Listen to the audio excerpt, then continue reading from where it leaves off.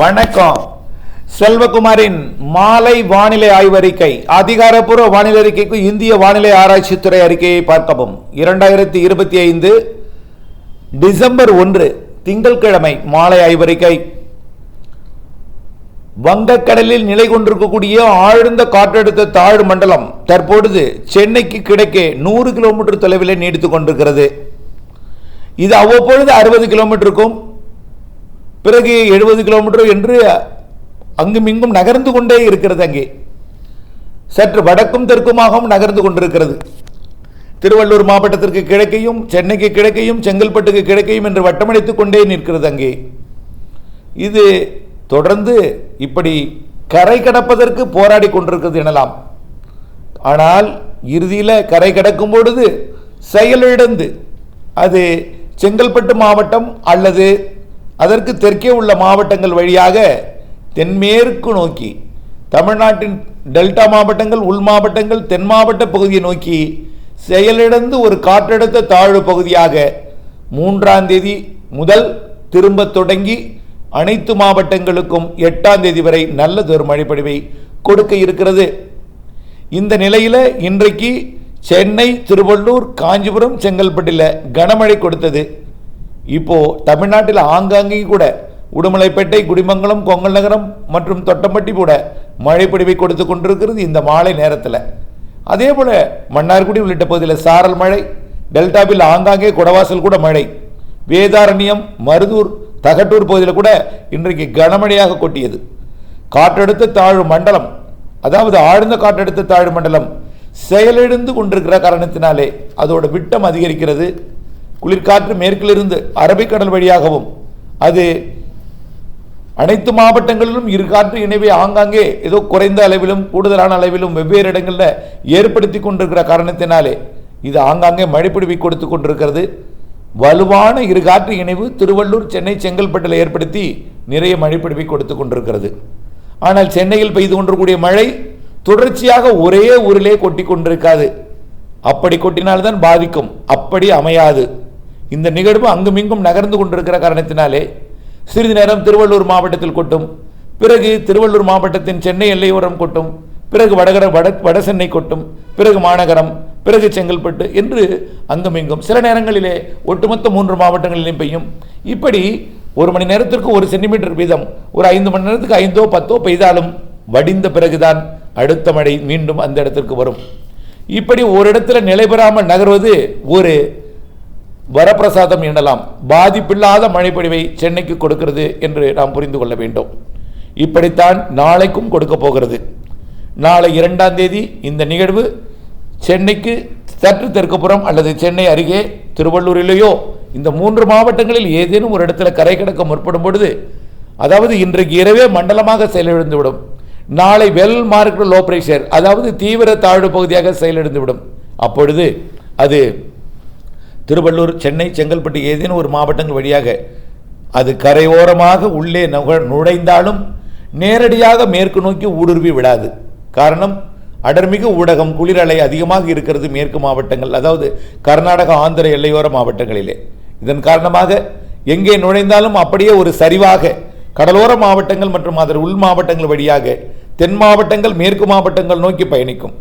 ஒரு காற்றழுத்த தாழ்வு பகுதியாக செயலிழந்து தமிழ்நாட்டின் அனைத்து மாவட்டங்களையும் அடைத்து கொண்டு தெற்கு நோக்கி பயணிக்கும் பொழுது, தென்மேற்கு நோக்கி பயணிக்கும் பொழுது மேற்கு நோக்கியும் அனைத்து மாவட்டங்களுக்கும் கிழக்கு காற்று வர குளிர்விக்க நல்ல மழைப்பொழிவை கொடுக்க போகிறது வரக்கூடிய 3ஆம் தேதி முதல். ஆனால் சென்னையை பொறுத்த வரைக்கும் ஒரே இடத்தில் நீடிப்பதன் காரணமாக, அந்த 3 மாவட்டத்தின் அருகிலேயே நீடிப்பதன் காரணமாக 2ஆம் தேதி வரை சென்னை, திருவள்ளூர், காஞ்சிபுரம், செங்கல்பட்டுக்கு மழைப்பொழிவை கொடுக்கும். 3ஆம் தேதி அது கடந்து உள்ளே வரும் பொழுது, அது சென்னை வழியாக கிழக்கு காற்று ஏறும் பொழுது மழைப்பொழிவை 3ஆம் தேதியும் சென்னைக்கு தொடர செய்யும். 3ஆம் தேதியிலிருந்து இப்போ ஆங்காங்கே கொடுத்து கொண்டிருக்கூடிய மழை 3ஆம் தேதியிலிருந்து அனைத்து மாவட்டங்களுக்கும் பரவலான மழைப்பொழிவை கொடுக்கும். ஆங்காங்கே சற்று கனமழையும் குறைந்தபட்சம் மிதமான மழைப்பொழிவும் அனைத்து மாவட்டங்களுக்கும் கொடுக்கும். இதில் வரக்கூடிய 3ஆம் தேதியிலிருந்து 8ஆம் தேதி வரை இந்த நிகழ்வு தமிழ்நாட்டின் தென் மாவட்டங்கள், மேற்கு தொடர்ச்சி மலை மாவட்டங்கள், அனைத்து உள் மாவட்டங்களுக்கும் மழைப்பொழிவை கொடுக்க போகிற நிலையில் டெல்டாவிற்கும் கர்நாடக எல்லையோரத்தில் கொஞ்சம் குறைவாக இருந்தாலும் அங்கும் உயிர் கொடுக்கும் மழை முதல் நல்ல மழை வரை கிடைக்கும். அதே போல தான் ஆந்திர எல்லையோரத்திற்கும். இந்த நிகழ்வு தமிழ்நாட்டில் மழைப்பொழிவை கொடுக்க போகிற அதே நேரத்தில் புதிதாக ஒரு வளிமண்டல சுழற்சி ஒன்று கீழடுக்கு சுழற்சியாக தற்பொழுது தென்சீனக்கடலில் இருந்து தாய்லாந்து வளைகுடா நோக்கி நகர்ந்து வந்து கொண்டிருக்கிறது. இந்த காற்று சுழற்சி அந்தமான் கடற்பகுதிக்குள் வந்து வரக்கூடிய 6ஆம் தேதி 7ஆம் தேதி வாக்கில் வட இலங்கை மற்றும் அதனை ஒட்டியுள்ள மாவட்டங்கள் வழியாக தமிழ்நாட்டின் மாவட்டங்கள் வழியாக மேற்கு நோக்கி நகரும். இதன் காரணமாக மழைப்பொழிவு இலங்கைக்கும் இருக்கிறது. தயவுசெய்து இலங்கை தமிழ் மக்களோ அல்லது இலங்கை மக்களோ கவலைப்படக்கூடாது. இனிமேல் உங்களுக்கு மழையை கண்டால் கொஞ்சம் அச்ச உணர்வு ஏற்படும். நிகழ்வை கண்டால் மழை பொழிந்து விடுமோ என்கின்ற அச்ச உணர்வு உங்களுக்கு இருக்கத்தான் செய்யும். ஆனால் வரக்கூடிய நிகழ்வு ஒரு பெரிய அளவிலே பாதிப்பை கொடுக்காது. சற்று கனமழையாக இருக்கும். ஆனால் இது 6ஆம் தேதி 7, 8 தேதிகளில் வரக்கூடிய அந்த மழை உங்களுடைய மறுசீரமைப்பிற்கும் மீண்டும் குடியமர்வு போன்ற பல்வேறு முன்னெடுப்பு பணிகளுக்கும் இது இடையூறை கொடுக்குமே தவிர பாதிக்காது என்பதை நீங்கள் புரிந்து கொள்ள வேண்டும். அதேபோல மீண்டும் மழைப்பொழிவு 3ஆம் தேதியிலிருந்து வரக்கூடிய 8ஆம் தேதி வரை தமிழ்நாட்டின் அனைத்து மாவட்டங்களுக்கும் ஆங்காங்கே கொடுக்கும்போது உள் மாவட்டங்கள் திண்டுக்கல், திருப்பூர், கோயம்புத்தூர், கரூர் மற்றும் திருச்சி மாவட்டத்திற்கும் அதேபோல எடப்பாடி உள்ளிட்ட சேலம் மாவட்டத்திற்கும் நாமக்கல் மாவட்டத்திற்கும் இன்னும் மழை பெய்யாத குறைவான மழை பொழிந்திருக்கக்கூடிய மாவட்டங்களுக்கும் நல்ல மழை கொடுக்க போகிறது.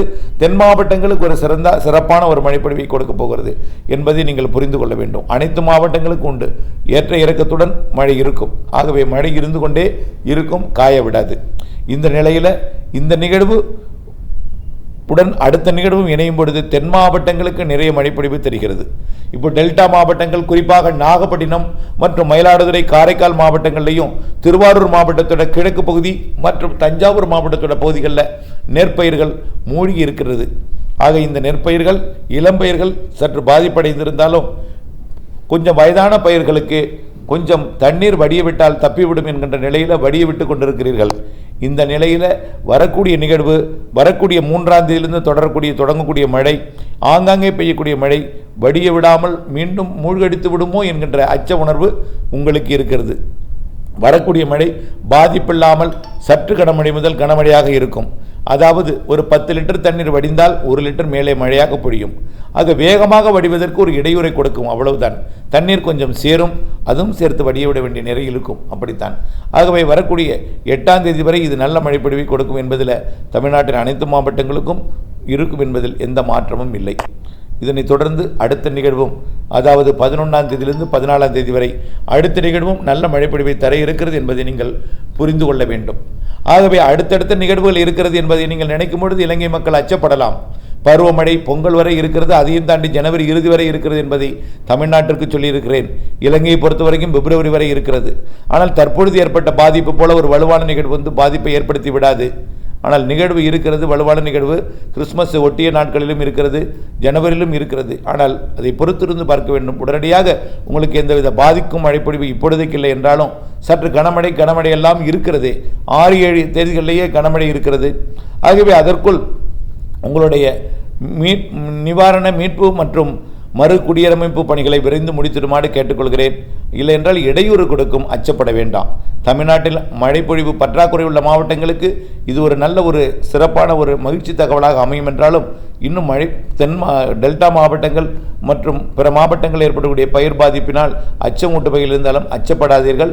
அளவான மழை, சற்று கனமழை இருந்தாலும் ஏற்கனவே பெய்தது போல் கொட்டி தீர்த்து விடாது என்பதையும் தெரியப்படுத்த விரும்புகிறேன். ஆகவே காய விடாத மழை தொடர்ந்து எல்லா நாட்களும் இருக்கிறது.